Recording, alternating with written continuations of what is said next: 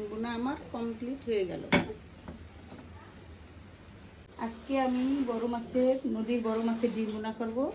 তার জন্য পেঁয়াজ আর কাঁচামরিচ, এই তো বড় মাছের ডিম। আমি এই তো সরিষার তেল দিতেছি, দিয়ে দিব। আমি পেঁয়াজ কুচিটা একটু বেশি দিলাম, কারণ ডিম ভুনাতে পেঁয়াজ কুচিটা একটু বেশি দিলে ভালো লাগে। এবার ভালো করে একটু পেঁয়াজটা একটু ভাজা হইলে তারপর আমি বাকি মশলাগুলো দেব। পেঁয়াজটা এখন ভাজা ভাজা হয়ে গেছে, এখন আমি মশলা দিয়ে দিব। এখানে আছে আদা রসুন বাটা, একটু আদা রসুন বাটা দিলাম।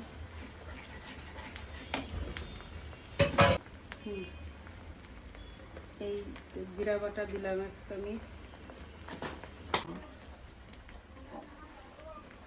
অল্প করে একটু লাল মরিচের গুঁড়া দিলাম, কাঁচামরিচ দেওয়া আছে তো এই কারণে অল্প একটু লাল মরিচের গুঁড়া দিলাম। সাথে একটু হলুদের গুঁড়া,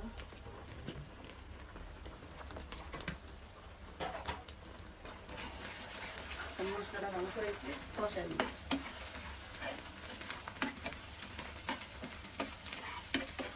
এর মধ্যে পানি দেওয়া লাগে না? পানি দেবো কিন্তু একটু পরে, মশলাটা একটু কষাই দিই ভালো করে। এখন কি লবণ? হ্যাঁ, লবণটা দিয়ে দিলাম।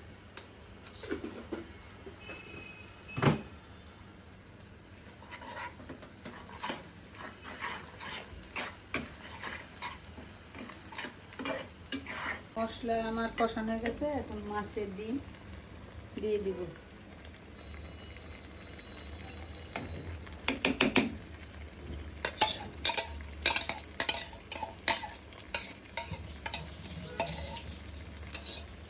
কি মাছের ডিম এগুলা?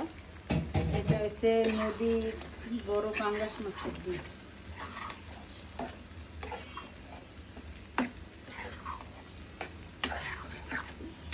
ডিম আর মশলার সাথে ভালো করে কষাই নেব। ডিম আর মশলার সাথে ভালো করে কষাই নেব।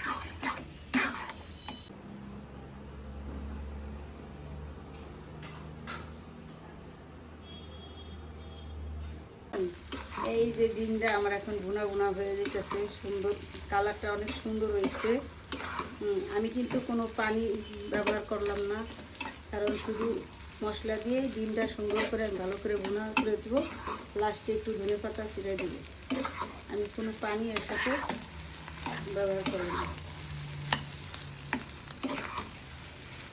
এখন আমার ডিম বোনা শেষ, ডিম বোনা হয়ে গেছে। এখন আমি ধনেপাতা দিয়ে নামায় ফেলাবো। হয়ে গেছে,